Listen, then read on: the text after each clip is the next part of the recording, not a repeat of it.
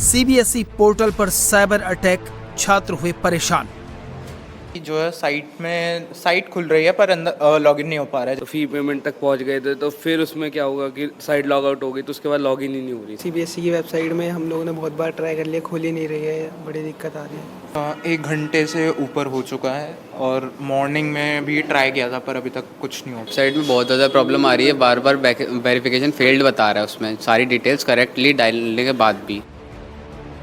परेशानियां हैं कि कम होने का नाम ही नहीं ले रही। सीबीएसई का पोर्टल केवल 6 जून तक खुला है। आज दूसरा दिन है। छात्र री इवैल्यूएशन के लिए अप्लाई कर रहे हैं, लेकिन पोर्टल परेशानी खड़ी कर रहा है। इसके बावजूद सीबीएसई ने दावा किया है कि पोर्टल एक बार में 14,000 यूजर्स की क्षमता रखता है। पोर्टल खुलने के 2 मिनट के अंदर 15 लाख हिट आए, जिसकी वजह से साइट का सिस्टम गड़बड़ा गया। इसके बावजूद मंगलवार रात 10 बजे तक 28,000 छात्रों ने री इवैल्यूएशन के लिए अप्लाई कर दिया है। आज पोर्टल खुला है। पहले दिन दिल्ली, लखनऊ, अहमदाबाद, हैदराबाद और भोपाल समेत तमाम शहरों में स्टूडेंट्स सिस्टम के सामने बैठे रहे। कभी वेबसाइट ही नहीं खुली। अगर वेब पेज ओपन हुआ तो कुछ डिटेल्स भरने के बाद अटक गया। रिवैल्यूएशन के लिए अप्लाई किया था, हमने देखा अभी क्या प्रॉब्लम आ रही है। अभी जो है साइट खुल रही है पर अंदर लॉगिन नहीं हो पा रहा है। जैसे अभी यहाँ पे जो कैप्चा है,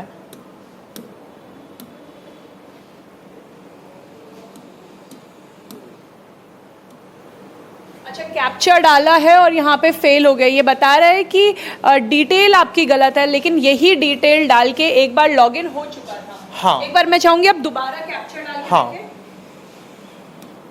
यहाँ पे स्टूडेंट कैप्चर डाल रहे हैं और बाकी जो डिटेल है वो डाल दी गई थी। आधार कार्ड सही है, रोल नंबर सही है, नाम सही है, लेकिन उसके बावजूद भी कितने देर आप कितना परेशान हो चुके हैं, क्योंकि बहुत बार तो आप हमारे साथ ट्राई कर चुके हैं।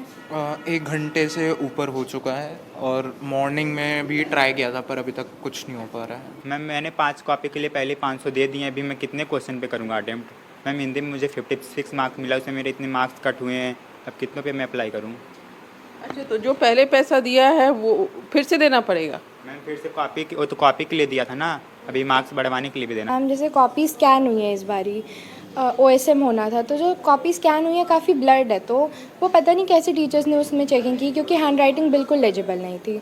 और फिर वो हमें बोल रहे हैं कि हमने पढ़ाई नहीं करी है और या फिर हमने पेन से ही यूज़ नहीं करा, जो बिल्कुल कोई भी रीज़न नहीं है देने का कि हमने पेन यूज़ नहीं करा। फिर आपको बताना चाहिए था, स्पॉन्सर करना चाहिए था किसी कंपनी को कि आप इसका पेन यूज़ करो, तभी हम चेक। फिजिक्स और केमिस्ट्री में गड़बड़ी हुई है, पासिंग मार्क्स मिले हैं दोनों में सिर्फ। और मैंने जो है अप्लाई किया था 20 मई को भी जस्ट उसमें फिजिक्स और केमिस्ट्री के लिए, लेकिन अभी तक मेरी कॉपी नहीं मिली है। ईमेल जबकि जीमेल पे आनी थी, अभी आई नहीं है। सर मैं कल से कोशिश कर रहा हूँ, इनफैक्ट मेरी कॉपीज इतने समय से रखी है, हफ्ते भर से कोशिश कर रहा हूँ, पर मैं रीवैल्यूएशन के लिए भर नहीं पा रहा हूँ। OSM में सर मतलब कॉपी स्कैन ही अच्छे से नहीं कर पा रहे हैं, मोबाइल से स्कैन कर रहे हैं, कभी कॉपी फोल्ड आ जा रही है, ब्लर आ रही है। तो कॉपीज अगर अच्छी होंगी तब तो मार्किंग भी सही होगी ना सर। तो आपने 3 दिन से रिवैल्यूएशन हाँ सर, सेम नहीं हो रहा, अभी जाके खुला है। इस साल 40,000 कम गया है, जबकि हमारे बच्चे 80,000 बढ़े हैं। तब भी 75% लाने वाले छात्र इस साल कम गए हैं 40,000। सबसे बड़ा सवाल यह है कि क्या आज पोर्टल ठीक से चलेगा। छात्रों के भविष्य पर उठते सवालों के बीच सरकार ने बड़ा एक्शन शुरू कर दिया है। सरकार ने सीबीएसई के चेयरमैन राहुल सिंह और सेक्रेटरी हिमांशु गुप्ता को हटा दिया है। गृह मंत्रालय में एडिशनल सेक्रेटरी LP सीताराम को सीबीएसई का नया चेयरमैन बनाया गया है। सरकार ने ऑन स्क्रीन मार्किंग सिस्टम से जुड़ी शिकायतों की जांच के लिए एक कमेटी भी बना दी है। इन शिकायतों की जांच का जिम्मा कैपेसिटी बिल्डिंग कमीशन के चेयरमैन S राधा चौहान को सौंप दिया है। Retired IAS S Radha Chauhan OSM system को लागू करने के पूरी प्रोसेस की जांच करके 1 महीने के अंदर अपनी रिपोर्ट सरकार को सौंपेंगी। छात्रों की लगातार शिकायतें, आंसर सीट की स्कैनिंग को लेकर हुआ बड़ा खुलासा और ऑन स्क्रीन मार्किंग को लेकर शिक्षा मंत्रालय ने सीबीएसई से डिटेल्ड रिपोर्ट तलब की थी। सीबीएसई से पूछा गया कि क्या आखिरी वक्त में टेंडर की शर्तों में बदलाव किया गया, ऐसी कंपनी को ठेका क्यों दिया गया जिसके पास इस काम को करने की क्षमता ही नहीं थी। हैदराबाद की कंपनी कोएम्प्ट को किस आधार पर ठेका दिया गया, कोएम्प्ट को ठेका देने के लिए कौन से अधिकारी जिम्मेदार थे। 12वीं का नतीजा आने के बाद से ही मार्किंग सिस्टम पर सवाल उठ रहे थे। इसके बाद आंसर शीट की कॉपियों में रोल नंबर की गड़बड़ी, सही सवालों के भी नंबर नहीं देना, स्कैन कॉपी का ब्लर होना छात्रों और अभिभावकों के गुस्से की वजह बना। इसके बाद तो छात्र ही सीबीएसई की पोल खोलने लगे। एक छात्र सार्थक सिद्धांत ने ओएसएम के लिए सीबीएसई की पूरी टेंडरिंग प्रोसेस की गड़बड़ियों को एक्सपोज कर दिया।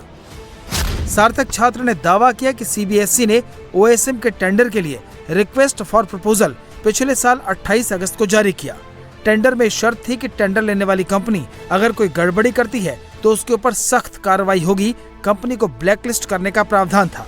20 सितंबर 2025 को सीबीएसई ने ठेके की शर्तों में ढील दे दी। ठेका लेने वाली कंपनी को ब्लैकलिस्ट करने की शर्त हटा दी। 5 दिसंबर को सीबीएसई ने लगभग 40 करोड़ पेज की ऑन स्क्रीन मार्किंग का ठेका हैदराबाद की कोएम्प्ट को दिया।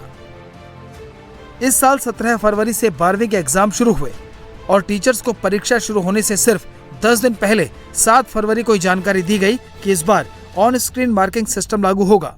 टीचर्स को इसके लिए पूरी ट्रेनिंग भी नहीं दी गई। इन गड़बड़ियों का खामियाजा छात्र भुगत रहे हैं और फायदा उस कंपनी को हो रहा है जिसे सीबीएसई की शर्तों की वजह से ब्लैकलिस्ट भी नहीं किया जा सकता। इन्हीं गड़बड़ियों को लेकर सवाल पार्लियामेंट्री स्टैंडिंग कमेटी ने भी पूछे। कमेटी ने सीबीएसई के चेयरमैन और स्कूल एजुकेशन सेक्रेटरी से पूछा कि टीचर्स को प्रॉपर ट्रेनिंग दिए बिना ओएसएम को लागू करने की क्या जल्दी थी? ठेके की शर्तों में ढील देकर ओएसएम लागू करने का फैसला किसने किया? जिस कंपनी का ट्रैक रिकॉर्ड खराब था उसको सीबीएसई ने किस आधार पर ओएसएम का ठेका दिया?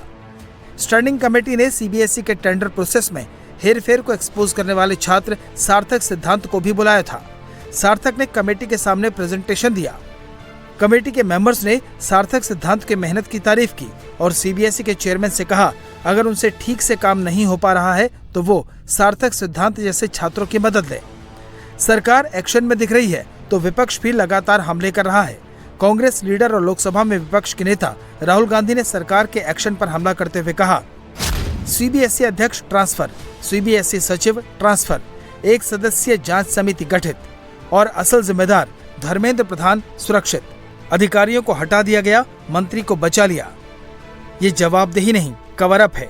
हमारी मांग आज भी वही है, शिक्षा मंत्री को बर्खास्त किया जाए और स्वतंत्र न्यायिक जांच हो। ये मांग है, कोई मोदी सरकार की 1 महीने पुरानी अंदरूनी फाइल नहीं जो यूं ही भुला दी जाए। अगर प्रधानमंत्री को 18.5 लाख सीबीएसई छात्रों की परवाह होती, धर्मेंद्र प्रधान जी कब के हटाए जा चुके होते। If you run a process where the integrity of the examinations cannot be trusted, where you are in a situation where tragically people who have spent so much of effort in preparing suddenly find that there are leaks, there is corruption, there is dishonesty, and that the entire process is vitiated. Sometimes exams are cancelled, they have to start all over again. When people see that, they feel so betrayed and so let down. The world is full of competitive examinations that are conducted fairly, whether it's the SAT or the Cambridge exams or the ISC or whatever. Why is it that it's only something that our government administers that is constantly being messed up? Why is the government in a situation where it is not able to guarantee the fairness and integrity of such a simple process as a national examination? It is honestly a deficiency of the government, and the government should be responsible and take action to fix the problem. That is what is fundamental. Otherwise, it's a betrayal of an entire generation. परीक्षा पर सवाल पूरी पीढ़ी पर सवाल है। सरकार action ले रही है, लेकिन सबसे पहले इन छात्रों के मन में विश्वास पैदा करना होगा जो अपने सही रिजल्ट का इंतजार कर रहे हैं।